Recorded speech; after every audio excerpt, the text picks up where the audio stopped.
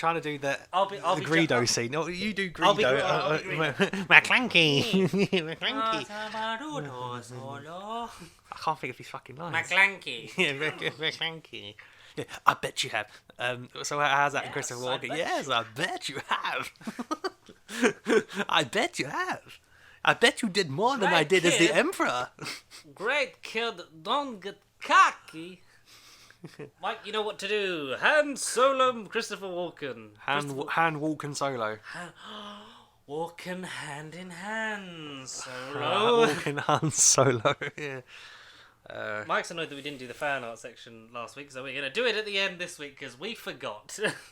And by we, I mean me, because I put the pictures. I don't think he sent me anything else.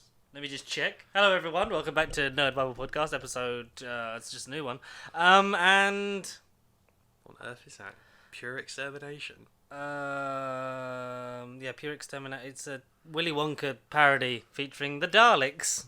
All right. In a world of pure extermination. Fair enough. I'm George. As always, is my co-host Connor.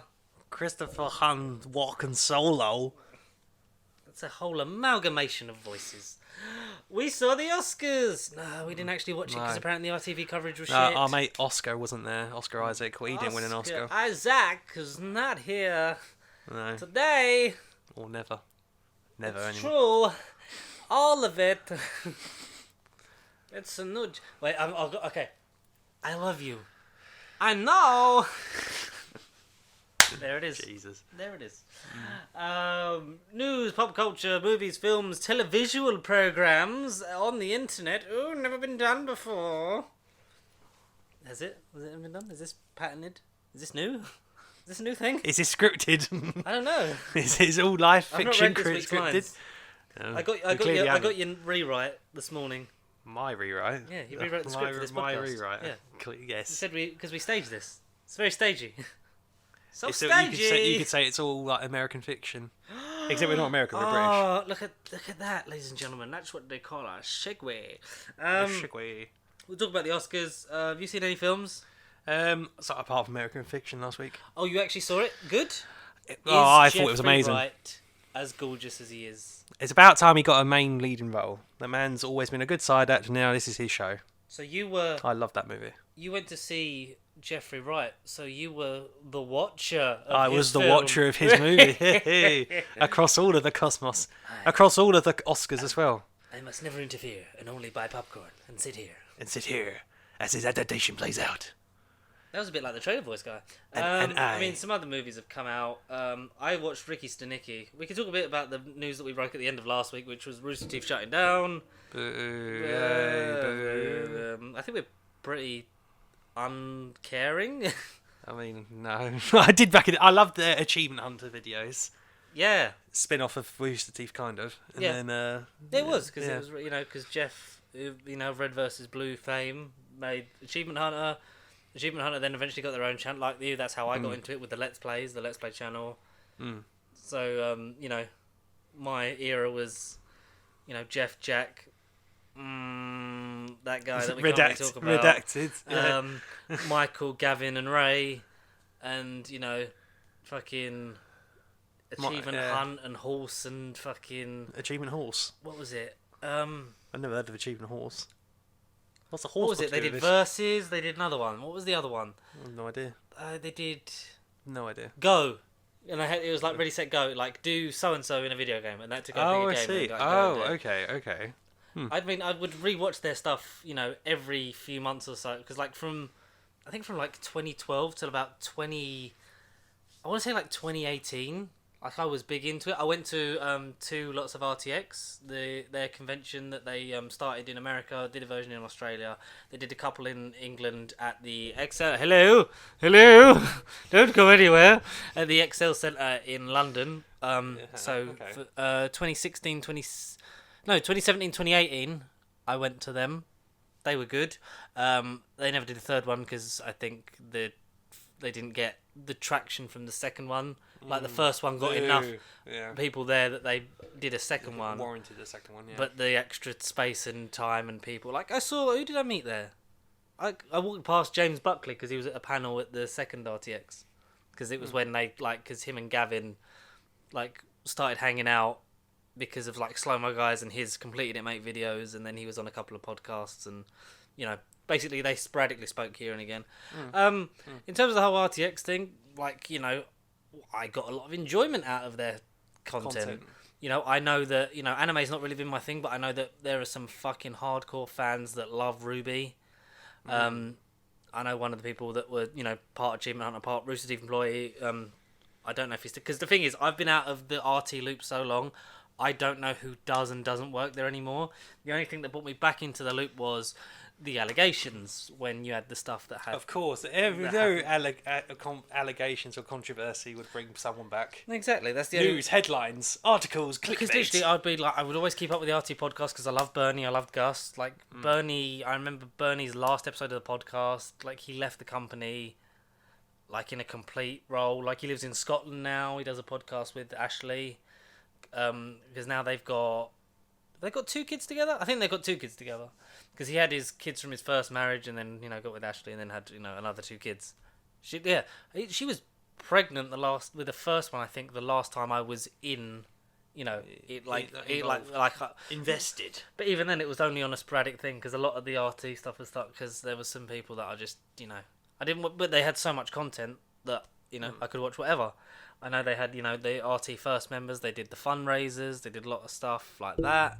A lot of employees come and gone. It's 2 people that went to one of the conventions in Matt and Jeremy ended up getting hired and working at Achievement Hunter for many years. And yeah, it's weird because it was for such a big part for such a long time, for a good 6 years. I was invested in their stuff, across the Achievement Hunter channel, Let's Play channel, Rooster Teeth, loads of different things. I would watch, I would be invested in. And then weird, I just went off the boil with it. Didn't really pay attention to it, and then you had life happened. Yeah. The stuff with Adam Kovic, the stuff with Ryan Hayward. We're not going to go into that because that's long. It was it was disgusting, and the fact that it was allowed to happen was shocking. But unfortunately, what's done is done. We can't go back in time and change that from happening now.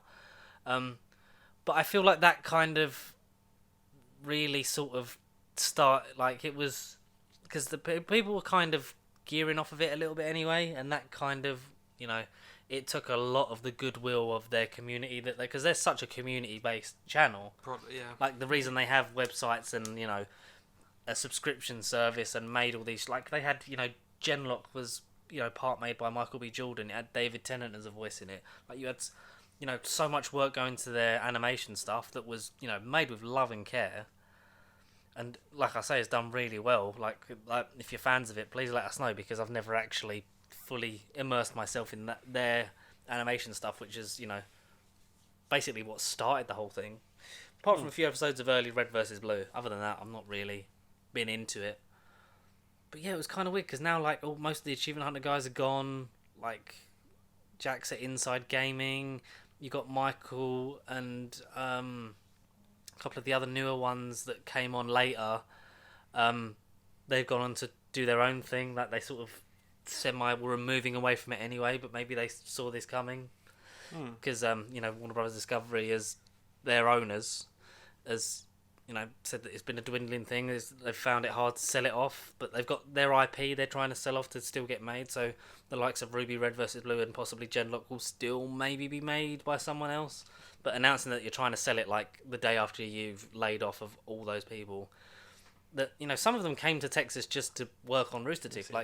Gavin was a teenager, then flew over, and then 6-7 years down the line was a chief creative officer at Rooster Teeth, and that's madness from the boy that worked part-time in Waitrose or wherever it was, saved up for a Mac, started doing slow-mo stuff, he's got all that on the side, but then went over, moved to America, uprooted his life, and but it's just people on the ground, the 100 odd employees, just overnight just went, no jobs, bust. And I hope all the every single person lands on their feet, gets swept up by another company. Your experience takes you further into the field that you love, and hopefully all of you wonderful people Life land will on your find a feet. way for you. Yeah, Yeah. it'll work itself out. Yeah, hopefully Jeff Goldblum will pick you all up and take Yes. you to An island with computers and technology.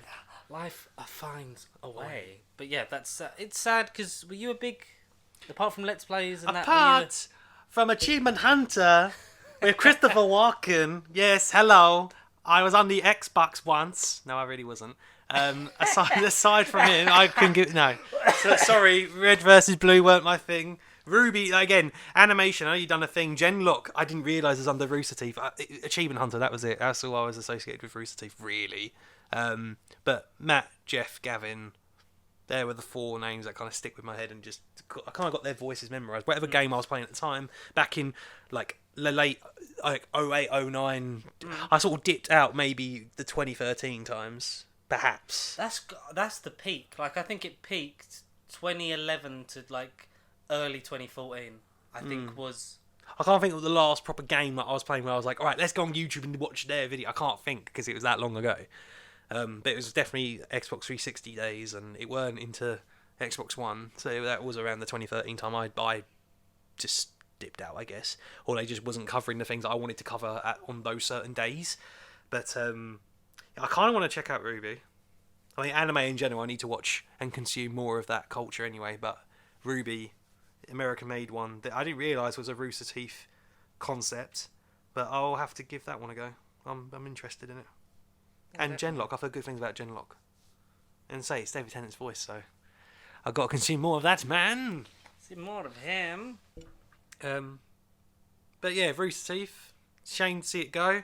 You know, good times, great memories. You know, as they say, all good things come to an end. But unfortunately, of course, finding out that you had a job and then overnight, just like that, you know, Thanos snapping his fingers, it ain't exactly brilliant in any situation.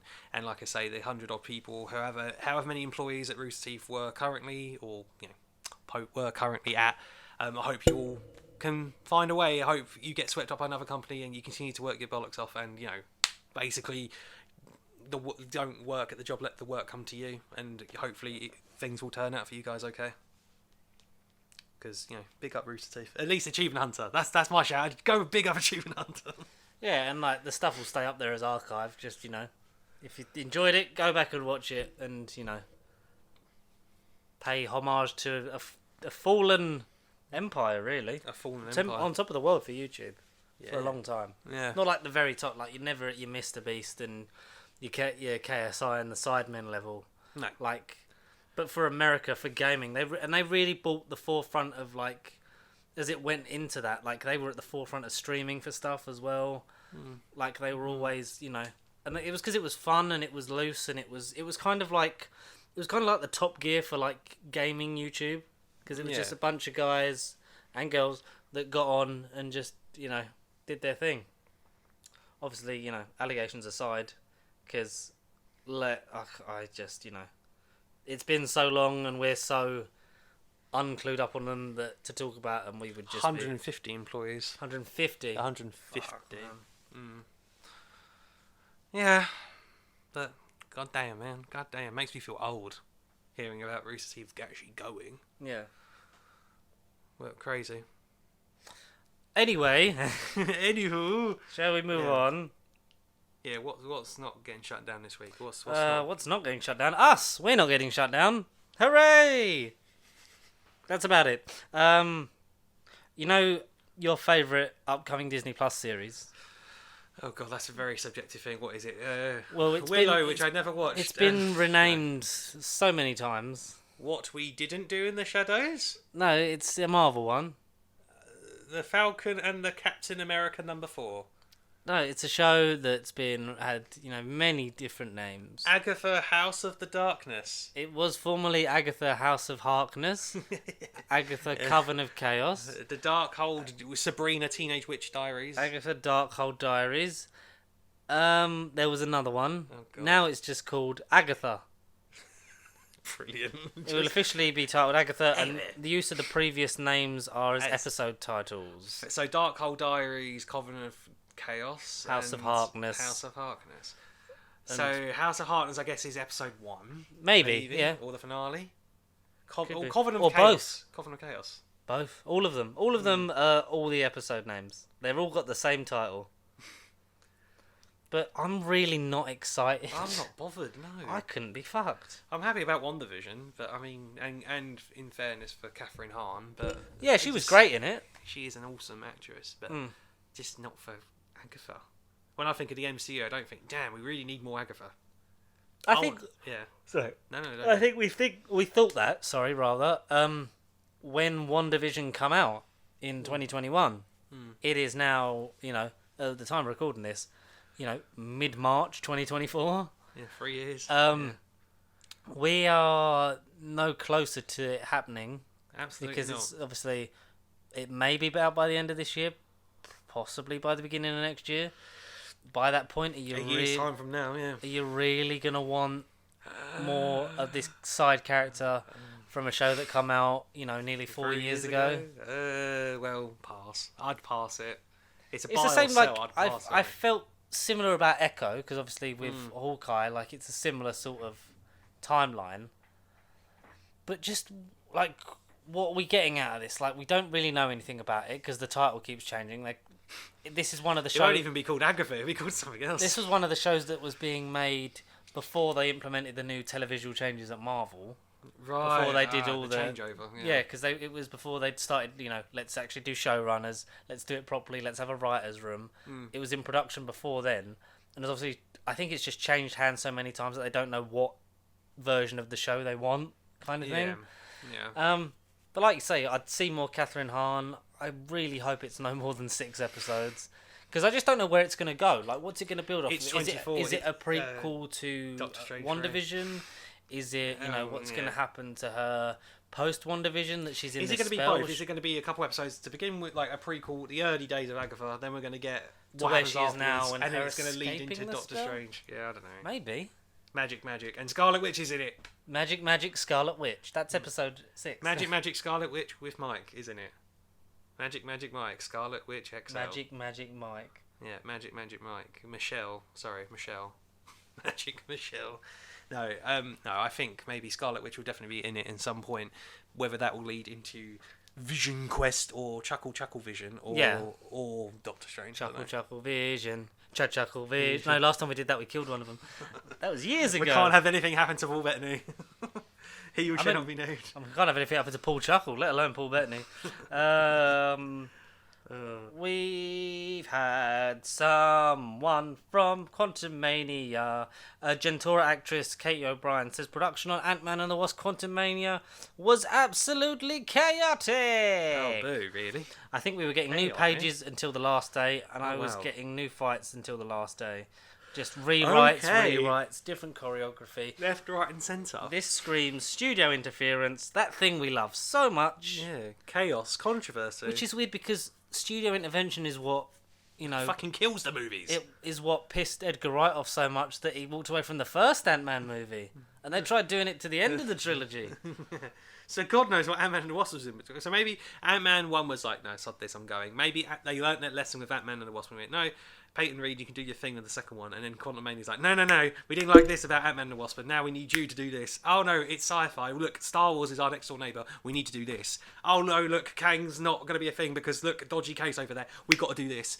Yeah, I don't know, maybe it went back. The formula got reversed with Ant-Man 3. Maybe Ant-Man and the Wasp was the only one that had little to minor interference, perhaps. I don't know.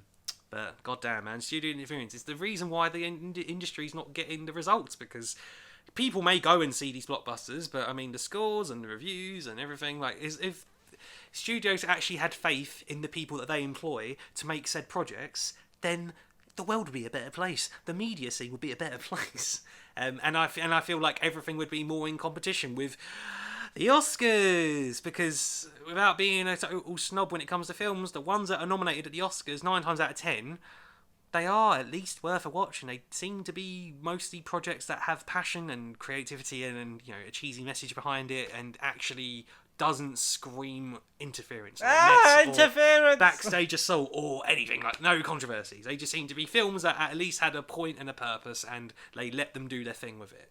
But as soon as it comes into a big budget Hollywood overseers, overlords watching things, no, we don't have faith in said person. We must do 10 versions of the script in case he becomes ill overnight.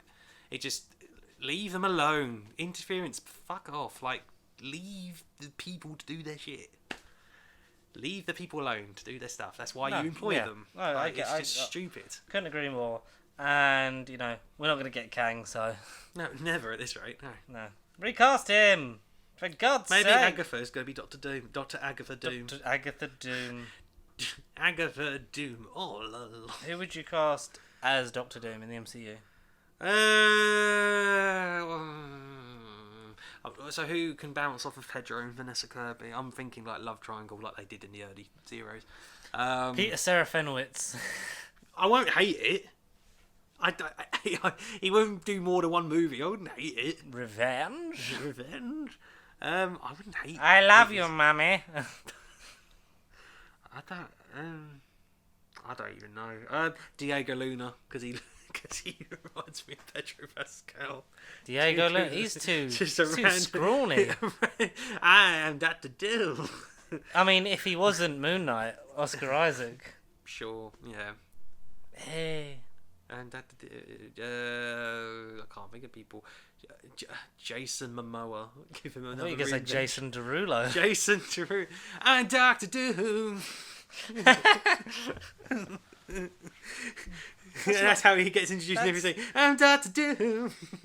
In every scene. That's not a bad... When I thought of you doing a Jason Derulo impression, which I never thought would happen, I didn't think it'd be that okay. Check it out. Got Doom ports over there. I rule very. I am in charge.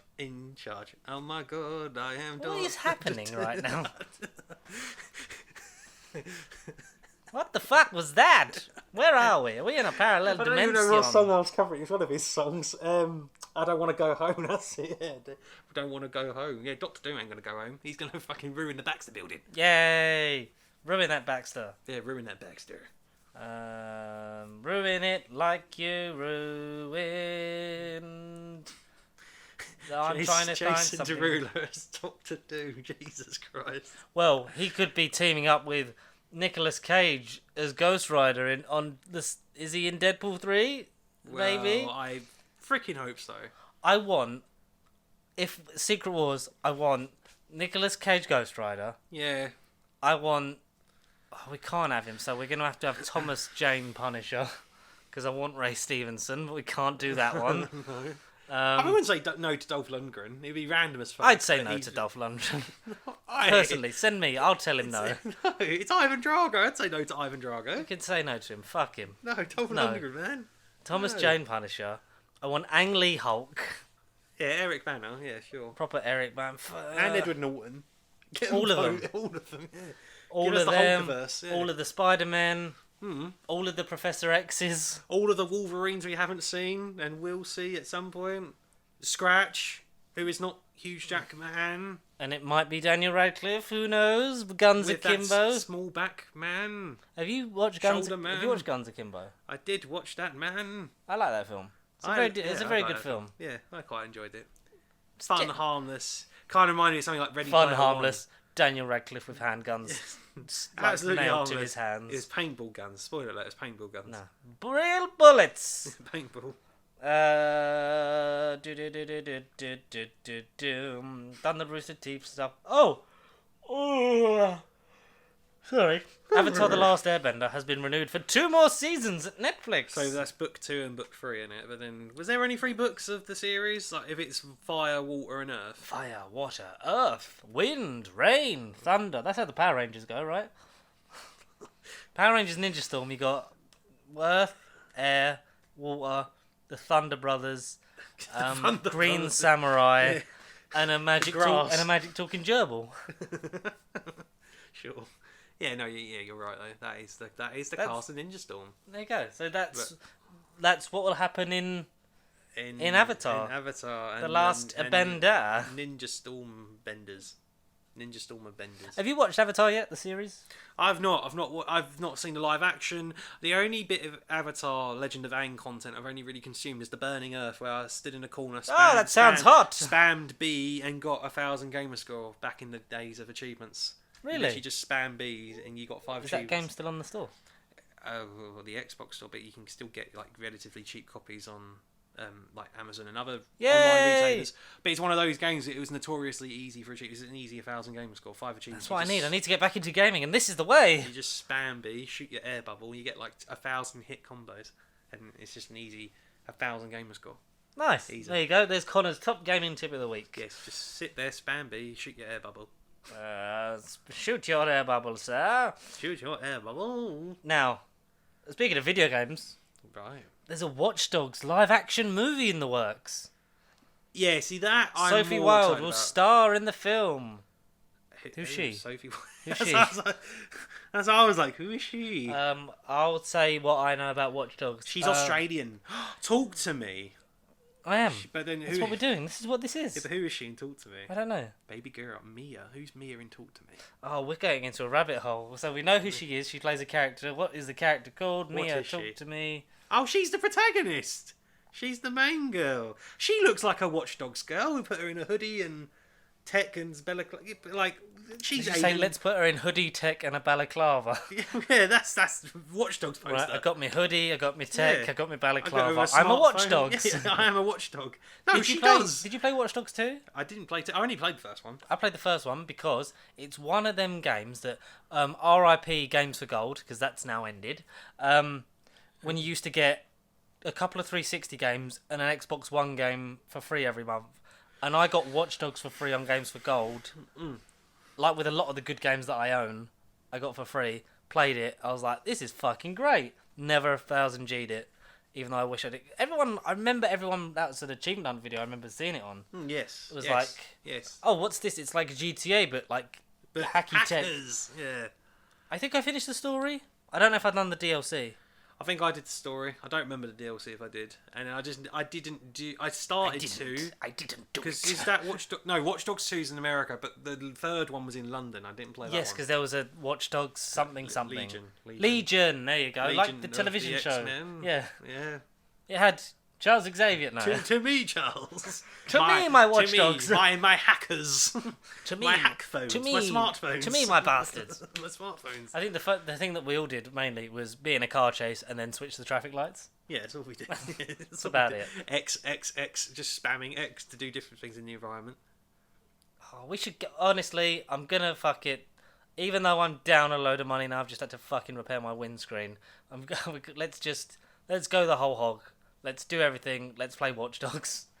Yes. Do you know what? Yeah, give me a reason to do it. And then people did in that announcement tweet, because I'm going to call it tweets as much as you want to take it away from us, Elon. It's still a tweet. There was then like people were in a discussion, albeit mostly a nice discussion, Right. about other video games they'd like to see adapted. And one of the ones I saw, it's a game 1,000 G'd, a game I really loved. Got it on Games for Gold. Sleeping Dogs.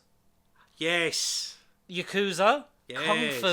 Kung Fu. It's Electric modern. It's like a Boogaloo. modern day GTA It is, isn't it? in. in like Asia or China Asia or or Japan. China, It's Japan. Well, It's that one of sounds them. stereotypical. Yeah, it is one of those. I've not played it in so long. I don't remember where it's set. Guys, where is Sleeping Dogs set? There was only one game of that, wasn't there? There wasn't even a sequel. No, there wasn't. I think if it's on Games for Gold in the definitive edition, like it probably didn't sell well. But I love that game. 2014 was the definitive edition. Was it? Jesus Christ. Yeah, around then I must have got Jesus. Uh, I only got my last achievement for that about 5 years ago. 2017, a live-action film adaptation was announced with Donnie Yen set to star a ship, but back in 2017. So what the fuck happened to that? What the fuck happened to you? Cancel sequel, cancel spin-off. I'm guessing these are games. Film adaptation. There we go. Read it. A release date for the film has yet to be announced. In February 2018, Yen stated on various social media that the film was in production. Great, but then what about the rest? Sleeping Dogs I love live a action. Sleeping Dogs film. Live action movie. GTA, we don't need it because it's so broad, and Free Guy took the piss out of most of that anyway. 2024, Russell Crowe and Karen Gillan. Are you It's sure? based on a book. No, it's not the same Sleeping Dogs. Sleeping Dogs With Donnie Yen. video game movie. IMDb. Please tell me they've called it Sleeping Dogs with Donnie Yen. It's just Sleeping Dogs. So then people go into it thinking it's a With documentary, Donnie thinking Yen. it's a documentary, and then bam, he karate chops you in the neck. And he And karate chops the dog in the neck. There's absolutely no information on it whatsoever. Who's which in is it? really Apart from Donnie Yen. Apart from Donnie You Yen. can guess. It's Donnie Yen. Donnie Yen, yeah. It's Donnie Yen. How old is Donnie Yen now? He's like an ageless man. He's Paul Rudd and Paul McGann and Paul. He's Spencer. the Donnie Yen of Paul Rudd. He's He's the Paul Rudd's Donnie Yen. I imagine. Yeah, I'd love to see it. Oh, we should do an episode, guys. Do you want to see an episode, maybe in a separate thing, or an episode of the podcast where we do video games we'd love to see adapted? I want Rayman and Free Runners. Free Runners where they just go in that circle and swing on them fucking grappling hooks. Jesus Christ! A live action movie of that. Did you ever play LA Cops? No, I did not. Because again, based off of achievement, I'd go off of games they would play that were easier gamer scores. So I played Thomas Was Alone. Something else alone. Leave me alone. Yeah, leave me alone. That comes back onto something later. But yeah, stuff like that. And there was a game called LA Cops, and it got progressively harder, Right. because you had to complete it through the different difficulty levels, and one of them is insane. And I've tried doing it, and I'm stuck on level 3. I've been stuck on level 3 for about 8 years. Oh. That's what we should do. Fair. When we start streaming, we'll go back through my back catalogue and 1000G all the old games. We'll do the same for Connors, Yes. but we'll obviously not do the same games. No. Because otherwise we'll just end up playing Sleeping Dogs 4 times. And we wouldn't fall asleep. Do you know what I did as well? I'd love it. I think it was always rumoured to be going as a film, and I don't think it ever properly did. Fucking Saints Row. Because I love Saints Row 4. I completed that. I perfected that game on Xbox One and Xbox 360, but I could only get Out of Hell on one, because then they pulled the plug for the digital one. So unless I can find a physical copy of Get Out of Hell must be on 360 somewhere. But yeah, I'd love to see it. And I've not played the reboot, the softcore reboot. I've still not played of that. Neither have I. No. I'm still on Saints Row 3. Not for no reason. I got but... Saints Row 3 pre-owned on 360, but then they did a remastered version, didn't they? This is a while ago. We've not talked or played games in so long. This is amazing. While you look up that, and I'll link back to my brief Michael Jackson riff, because they've announced details for the Michael Jackson biopic. They did. Yep. They did. With his nephew. Starring his nephew, yeah. So, details on the biopic. It aggressively paints him as innocent with the child abuse allegations. Oh, right. That's strike 1.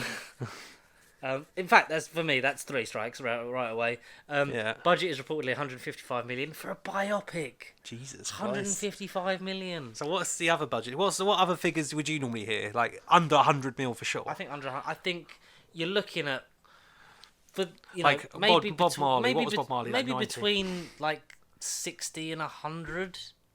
Oh, okay. I think anything over 110, 115, you're getting into this is a blockbuster, because the studio is banking on it making near to $1 billion. $1 billion? Well, I can tell you for many reasons why that's not going to happen.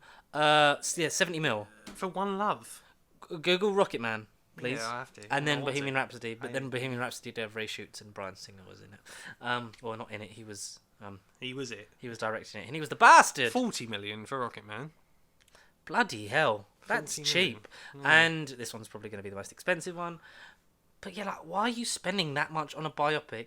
You're going out of your way to 55. Even Bohemian Rhapsody didn't, and that made nearly $1 fucking billion. Yeah. What the fuck? That's what you need to do. Make music. Less is more.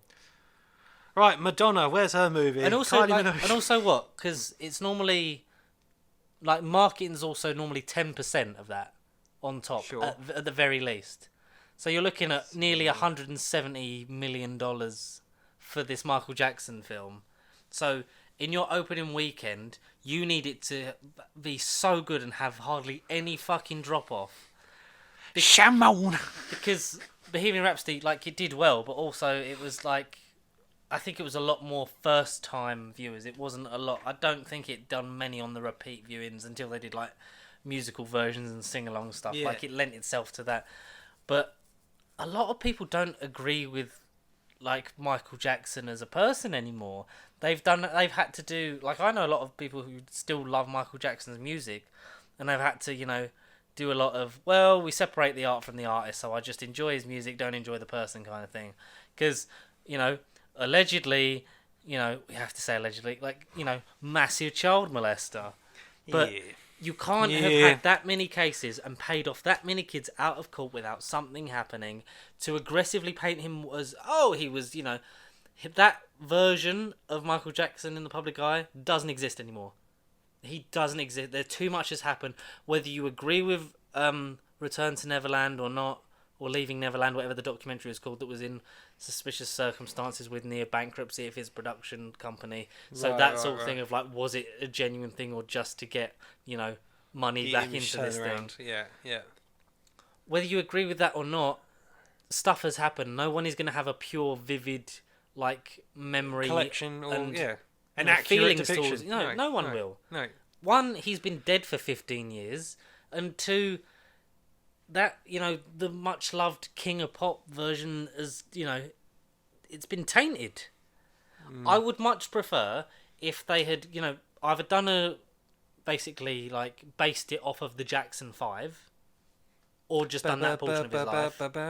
Yeah. Or do the thing where it's a biopic, but it's like a band, it's like a fictionalized version of that maybe. Yeah. Or you have to kind of just go straight down the middle of it. You either have to be in the place of, look, we don't think he did it, but we think he he didn't do it, or did he, kind of thing. You can't out and out say he definitely did it without the definitive proof, but you can't out and out again say that he definitely didn't do it without the definitive proof. I think it's such a minefield that in biopics I would pick, he would be at the bottom of the fucking list, along with Gary Glitter. That's where he needs to. Rolf Harris, Gary Glitter, Michael Jackson. They're biopics we need the least.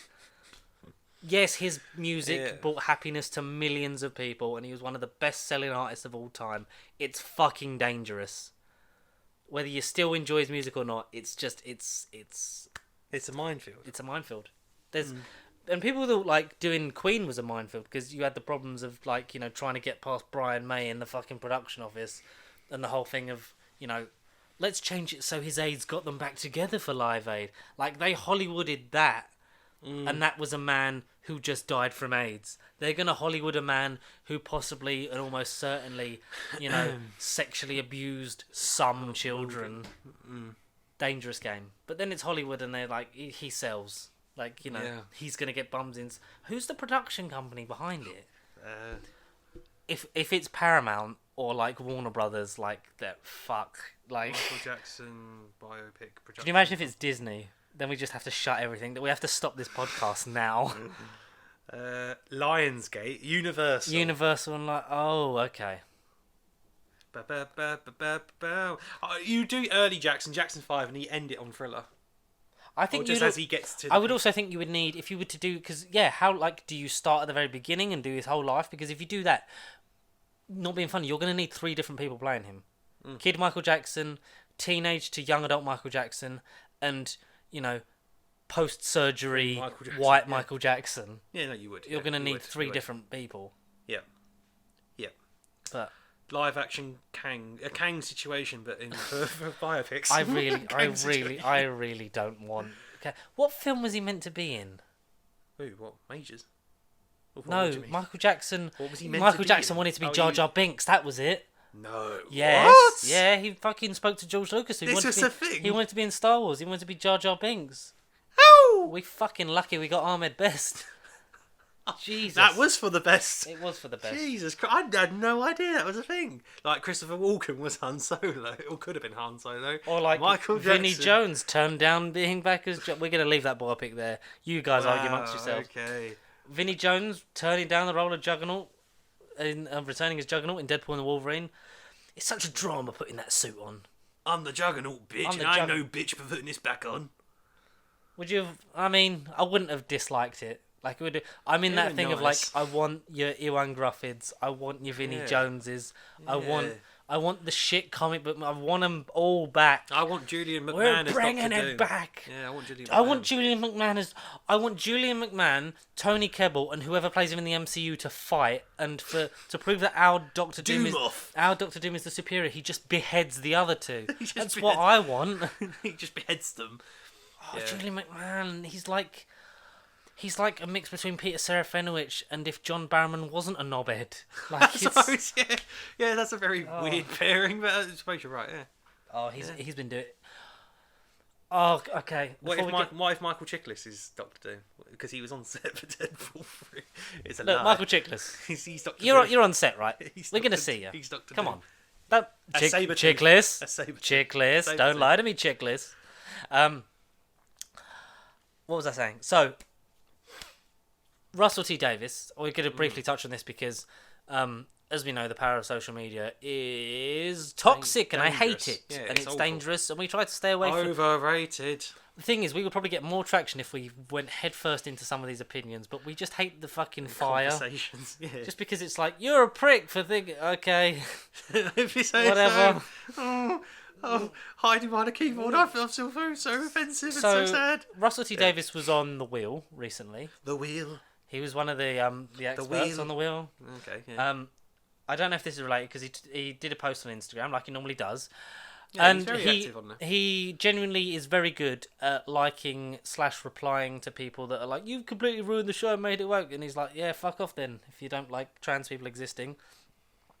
Obviously, a lot of people, I have to point out for context, have had a big problem since broadcast with the whole, the way that he portrayed Rose in that, and had to, he had to say the dead name and things like that. Obviously, not being trans and stuff, I don't know about any of that. So, I'm only going off of what I hear from people that are actually part of that part of the planet and life. But a lot of people haven't, completely liked that portrayal. Yeah. And he likes a lot of different comments. So there was a post he done, and he replied to Tracy Ann Oberman, who is, who's very, I don't know, I forget which way of the whole, I think it's the Palestine thing. Like, I forget which side she falls, or it's just her being. She said stuff that's not great. He worked with her on Doctor Who, and she commented, and he liked it and replied, or something like icon, and everyone's like, "Why are you associating with her?" kind of thing. That's one of the first things I saw.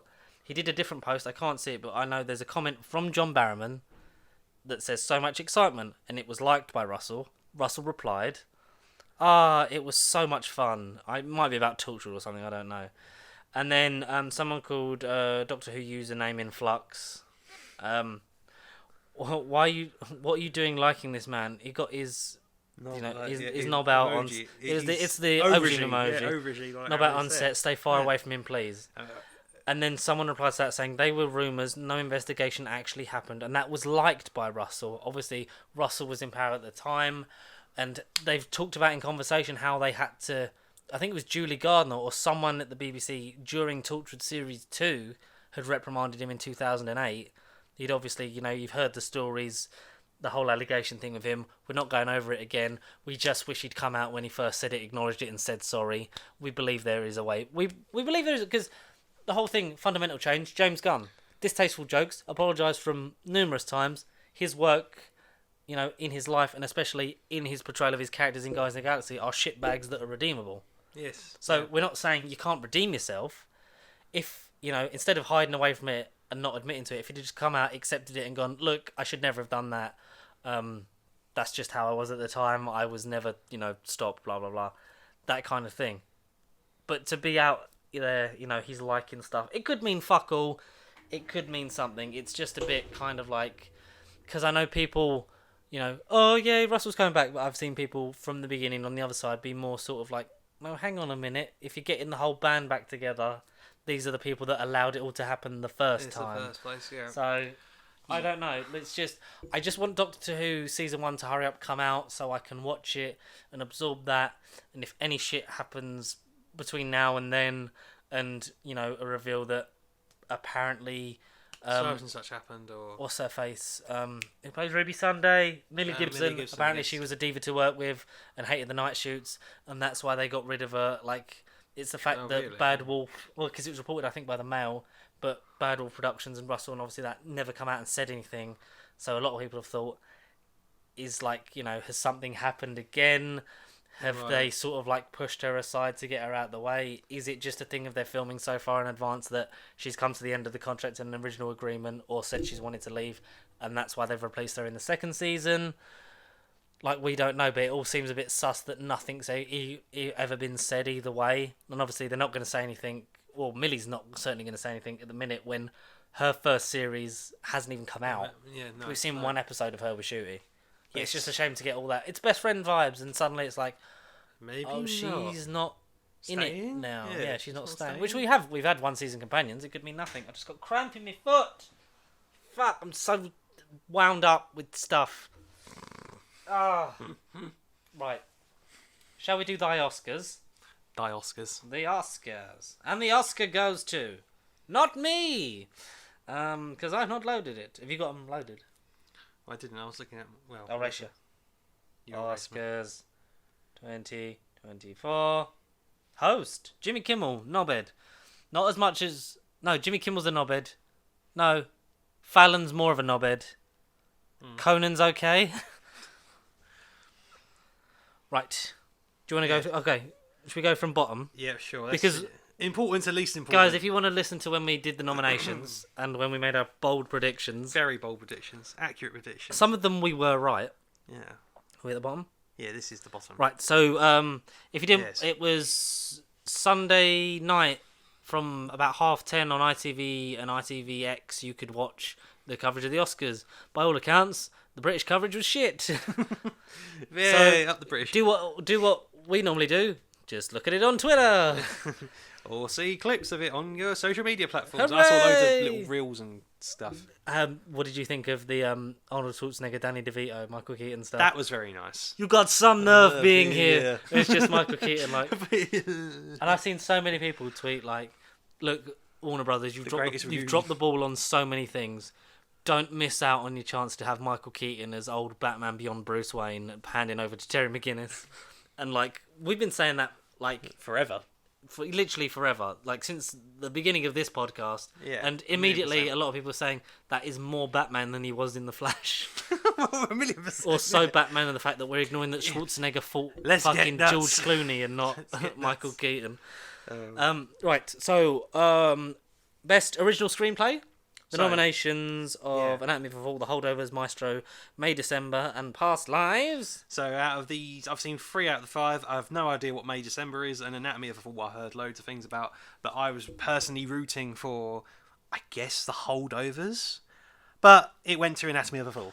Apparently the Holdover script was plagiarised, though. What? In what Yeah. department? Briefly, so I'll do that. I'll do this. Please tell me, I want to know. How is it plagiarised? Or what went wrong? What We've got- controversies We've got and a bit within a bit. It's like 16 wars. There's like 16 bits. What's wrong with Holdovers? Screenwriter Simon Stevenson of Luca and Paddington 2 has alleged that David Hemmingson's script for Plagiarises. Alexander Payne's The Holdovers plagiarises line by line from Stevenson's own script Frisco. Right. Someone quoted that with even more hilarious when plagiarism is one of the main points of this whole film. I suppose it is, but I'll need to dive into this Frisco. I have no idea. I'll keep that and I'll send it to you later. Maybe you can look Yeah. into it for next week and report back. Yeah, that's weird. But yeah, what one? Anatomy of not, a Fall. Luckily, not the Holdovers. No, it should have been the Holdovers. Or Maestro. No. Or Past Lives. No. Those 3. I don't know what about May, December. This is freaking March, so wrong month. 2 wrong months. Wrong month. But Anatomy of a Fall. Big up Anatomy of a Yep. Fall. Adapted screenplay. Yeah, best writing for adapted screenplay. Zone of Interest, Poor Things, American Fiction, Oppenheimer, Bye Bye. So 4 out of the 5 I've seen. Zone of Interest I've heard good things about also, but it's just the one I haven't seen. I would have gone for not Poor Things. I didn't realise it was a book. That's how original I thought it felt. It was original. Yes. Just like the originals, you might It's say. the originals, you might say. Oppenheimer, again, it's an adaptation of an autobiographical book. It's an adaptation of someone's life.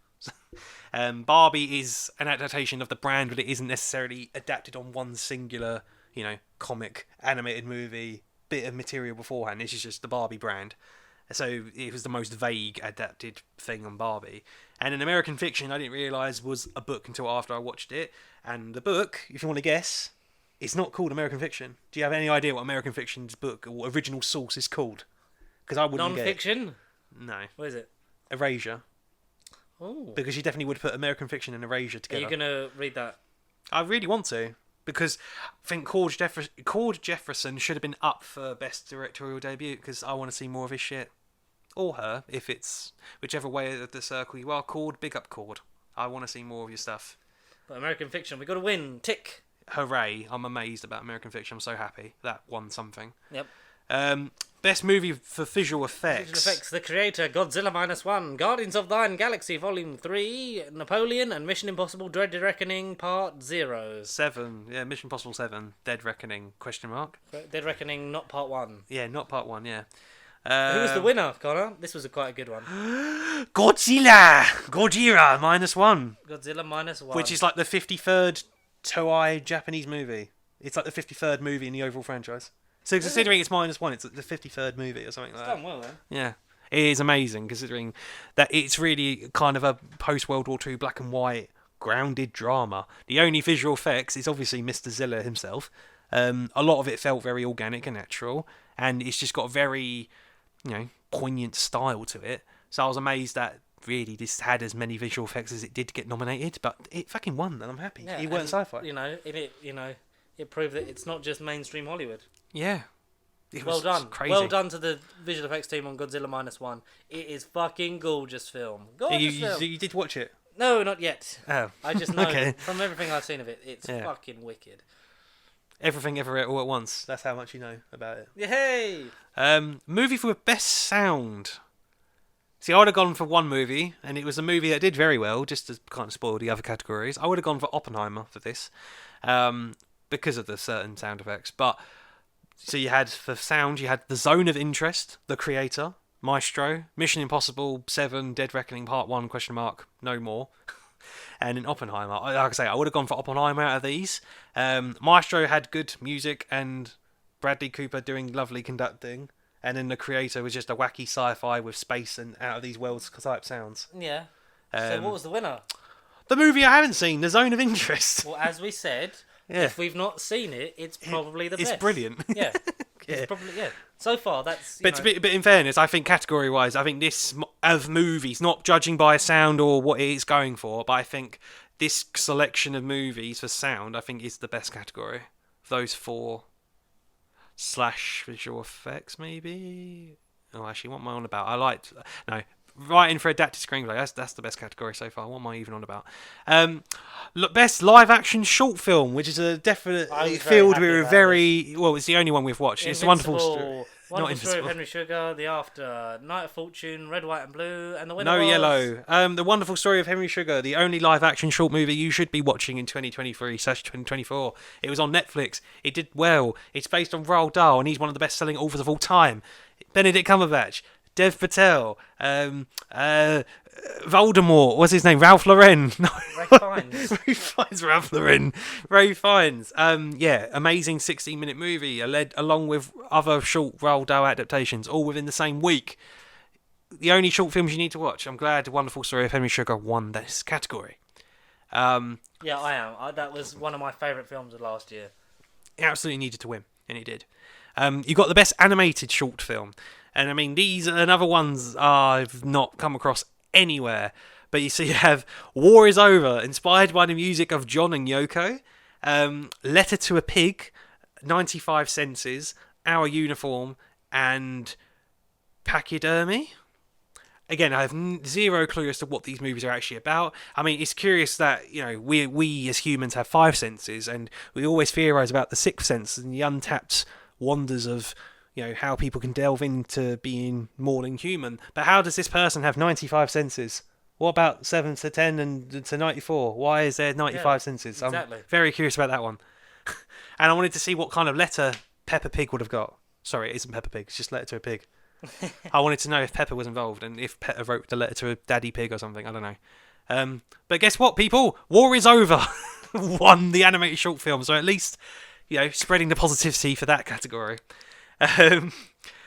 Right, now we're going back to less short films. We're going to Best Production Design.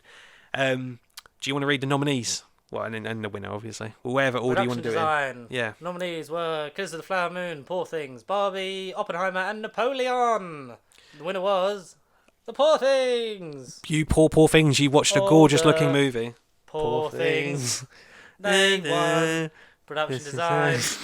No, from what I've seen, because it's on Disney Plus, I've not actually sat down and watched it yet. Did it come out this year or last year? I think it was an end Is it a of last. borderline one? Yeah, borderline. America got it over the You wall. got it on your list for this year? Or did Yes, I've got it for this. Yeah, and I'll put it on my list for this year. Yeah, big up this See? year. You see, it was early this year. I mean, all of them, because there's some of them that we were like, oh, we could make an argument for all of these.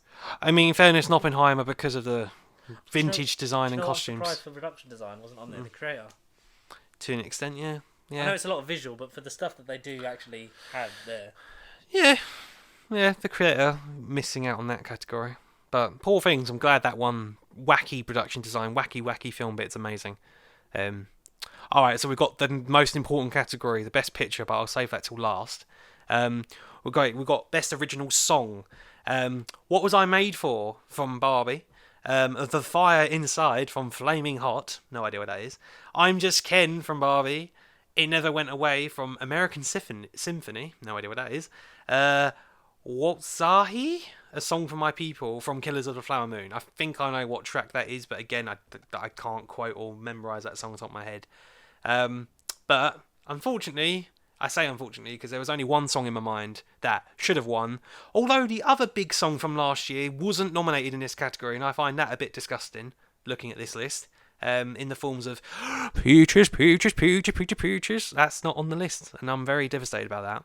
But the other big song from last year that changed my life and affected my life and really made me realise what a world I live in, I'm Just Ken, did not win Best Original Song. However, its cousin from the same movie did. What Was I Made For from Billie Eilish. And again, this is no dish on Billie Eilish, but my God, what a depressing song. It's not a happy song. Why did this win? I have no idea. No, But I have no idea. No idea. But I'm Just Ken was also on we there. got a live performance of I'm Just Ken. And there was such a campaign behind it. So it should have won and it just didn't.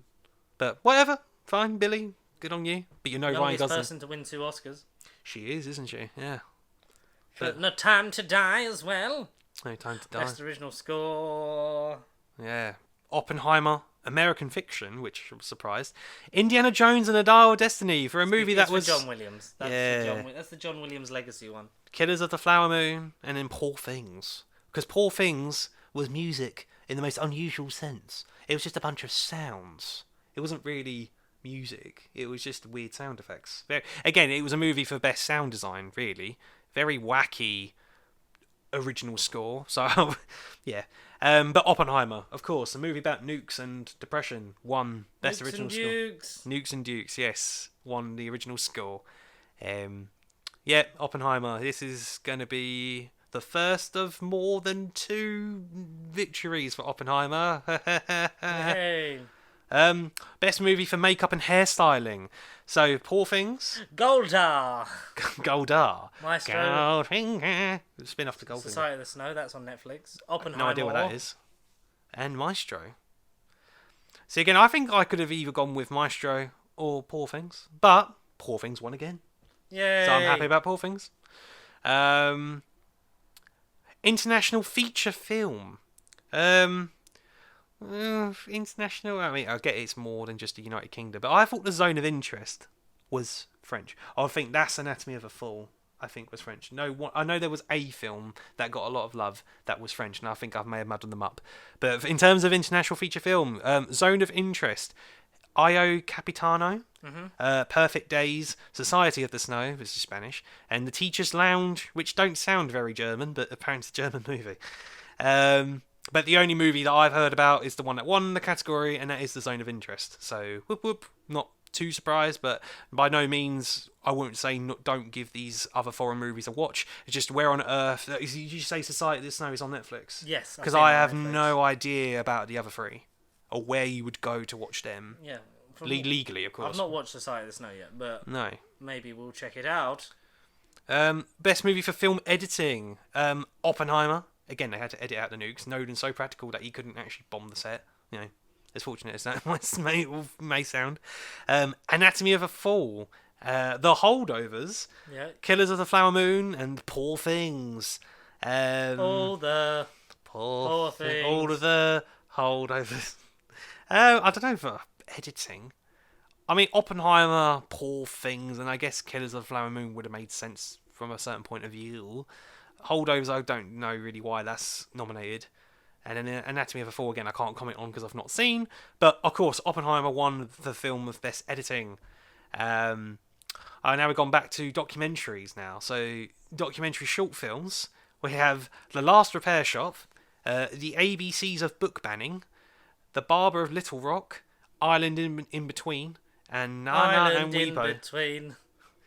That is what we are. No. What one?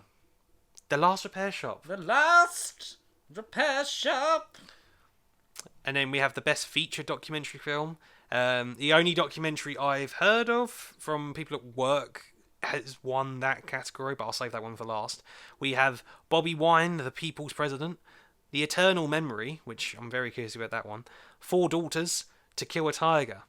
And the only documentary I heard of from last year was 20 Days in Mariupol. It's currently on Channel 4, all four, and it's about the Ukraine and Palestine situation currently. So it's very, very relevant to real current affairs. Lovely. Film for Best Directing. I don't know if this is director, but just it must curious. It says him, Christopher Nolan. So Nolan, big up in a way because Big up, you wanker. Big up you wanker, yeah, because you've got your first Oscar nom. You know, you got your first Oscar win, considering you've. Oh, good for you. Yeah, good for you. Considering you've made this is like your 10th movie, 11th movie. I've lost count. Come on, Nolan. For someone that's so Christopher Nolan, you should have done it in your first attempt. You must see what I, Chris Nolan, have attempted. Look at 2008. It's all that everyone talks about. This is how comic book movies should be. No, but fair enough. Christopher Nolan, you won Best Director for Oppenheimer. But shout out to Justine Triet for Anatomy of a Fall. Haven't seen it, so I can't comment. Killers of the Flower Moon for Martin Scorsese. It's not his best, but it's nowhere near the bottom of the barrel for him. But he's just got such a big list of filmography that to actually filter down and do a tier ranking of his works would take maybe 3 podcasts worth of this. Yorgos Lanthimos for Poor Things, he was my favourite. And then The Zone of Interest by Jonathan Glazer, who I haven't seen or can't comment on, like I keep saying. So again, for me, I would have gone for Poor Things, for Yorgos. But fair enough, Christopher Nolan, you won something. That isn't Oppenheimer, which is, oh wait, it's won 3 categories already. Oh, great. Movie for Best Costume Design.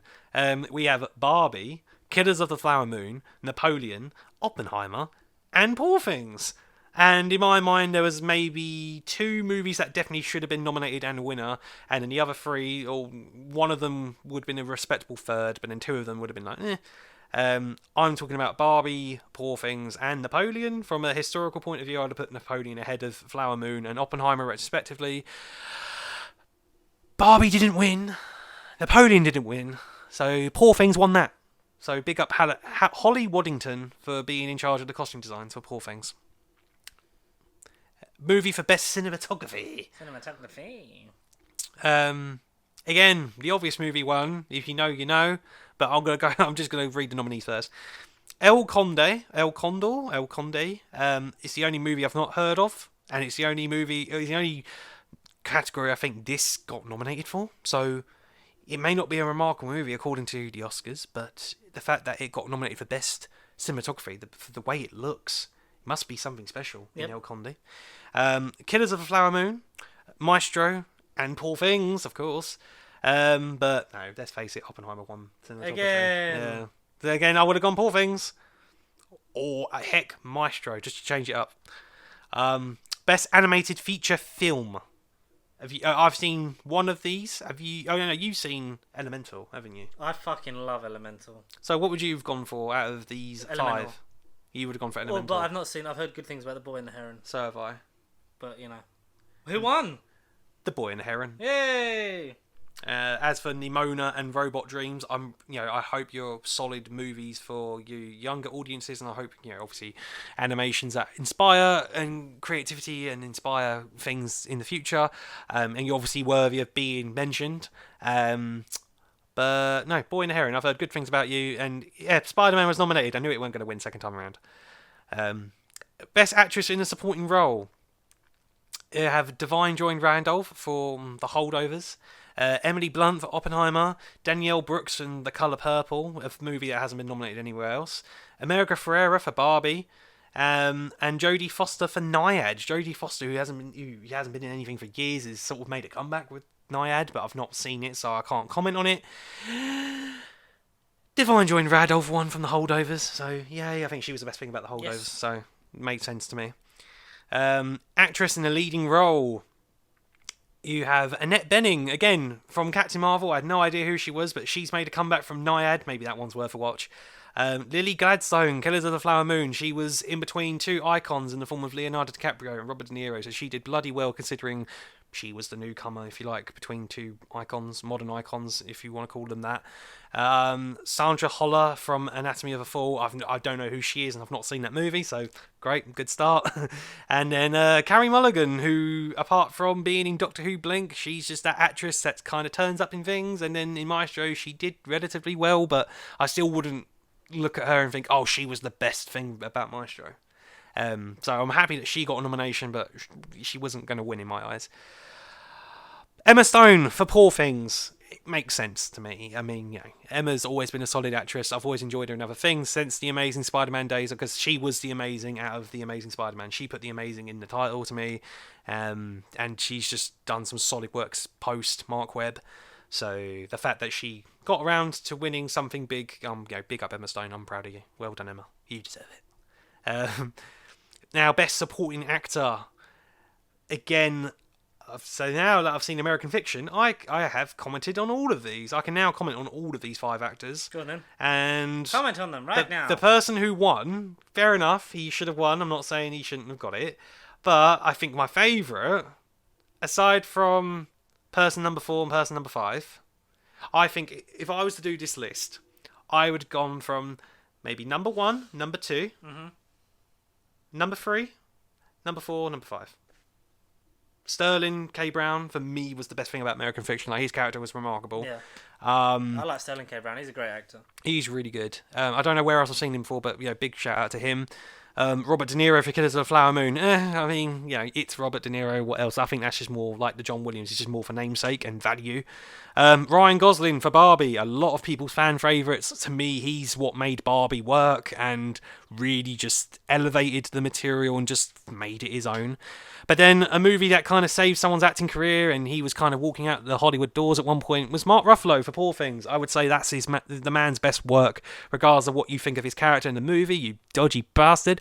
But him in that movie and his level of commitment, similar to Gosling, was phenomenal. I've not seen him touch anything since, and he probably won't get anything like that. So I would have been very happy if Mark Ruffalo or Gosling would have won. And even Sterling as a third place. But no doubt, Robert Downey Jr., you did phenomenal in Oppenheimer. You haven't done anything really post-Endgame apart from Shitty Doolittle. That was your favourite film? Shit Little. Well, I don't think he did anything apart from Shit Little. So this was his first role post Shit Little, and my God, what a comeback to the big screen it was. Robert Downey Jr., you did, in fairness, you did deserve it. But I feel like this is the toughest category. Now that I've seen all 5, I can comment on all of them, but Robert Downey Jr. for Oppenheimer, fair play. Best Actor in a Leading Role. Yeah, I think we're down to basically the last 2 now. Best Picture and Best Actor in a Leading Role. So do you want to guess/reveal who won the Best Actor? So we have Bradley Cooper for The Maestro, Coleman Domingo for Rustin, Cillian Murphy for Oppenheimer, Paul Giamatti for The Holdovers, and Jeffrey motherfucking Wright for An American Fiction. And of course, The Holdovers. No, it was Oppenheimer again. Cillian Murphy, well deserved for his portrayal of J. Robert Oppenheimer. It didn't feel like I was watching a movie, which is probably the best compliment I could give. It felt like I was watching a really long documentary. Essay.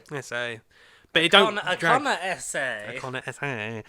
Yeah, that's my cousin in like the 5th dimension. Connor essay.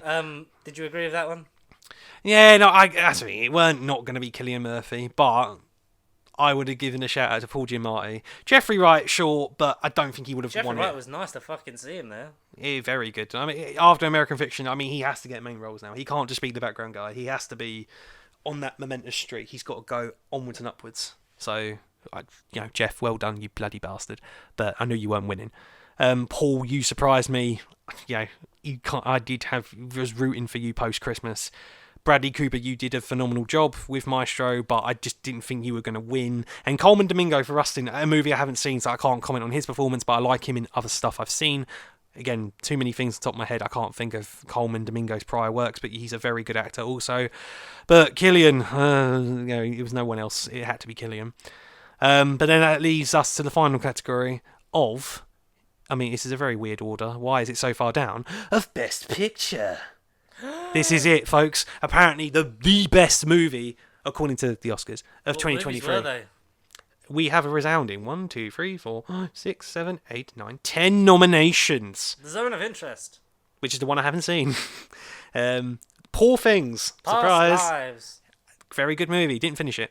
Not being sarcastic, I fell asleep. Maestro. Killers of Thine Flower Moon. Still a good movie.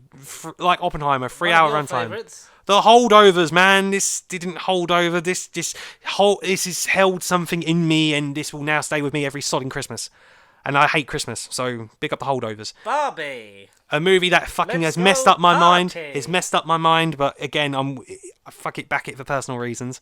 Anatomy of a Fall, another one I've not seen, but I've heard phenomenal things about. And American Fiction, my most recent watch. But honestly, I would have put American Fiction up here very high on this list because it was just a crazy movie, but it felt so real and American Fiction. I can't stop praising you enough. But, of course, there was no other movie that even Christopher Walken can't announce or go over. So, Mr. Nolan, give me a call, because I want to be part of the Oppenheimer Part 2. Just like Dune. Of course, Oppenheimer. Yay, won Best Picture. Not surprised, but fair enough.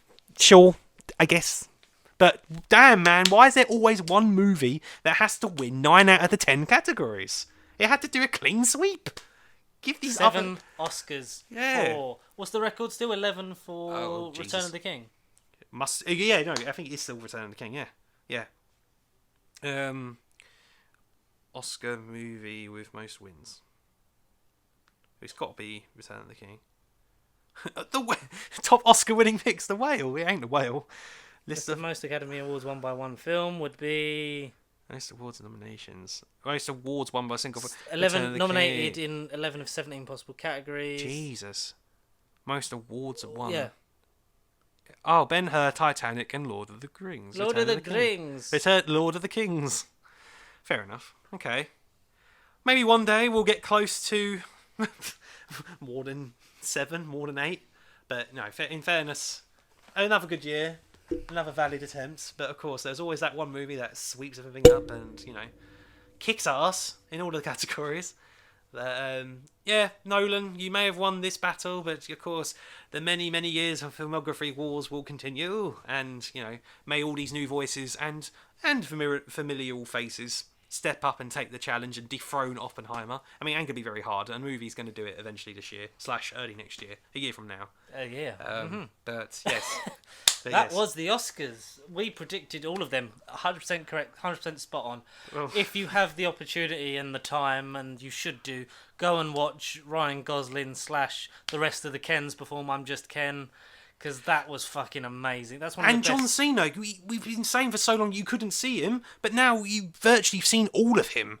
He was there and he made a remarkable cameo, but that's all I'll say, folks. Check out the views for John Cena / Ricky Stanicky. Check it out on Amazon Prime, if you haven't already. Like I should have, but I fell asleep. I will correct that now, I think. That's probably what I'm going to do when I get in. Probably watch Ricky Stanicky. Yeah. Watch Ricky Stanicky. And where else can you find us? So, YouTube. Well done, Bosh. You found us on that, probably. Facebook, X, one day on... formerly Twitter, but also the box known as X, the Xbox, one day across Spacey Sheep, Instagram, TikTok. You can send us an email at nerdbiblecontact@gmail.com.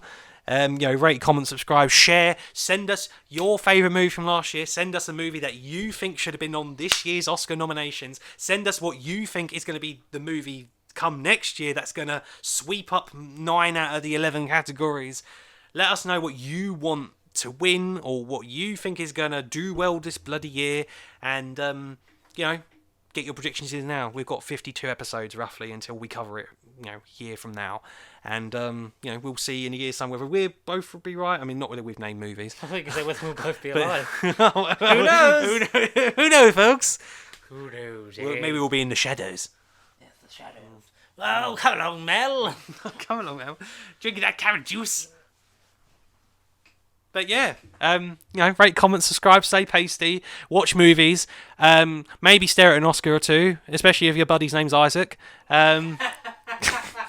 And go watch some good movies, because that's the thing. These categories, they're very harsh, they're very critical, but 9 times out of 10, these movies are bloody worth a watch anyway. I get they aren't going to be your mum's favourite thing, they aren't going to be your friend's favourite movies, but tell them to sod off and get a life and appreciate, and tell them to take in different experiences. Don't stick with what you know.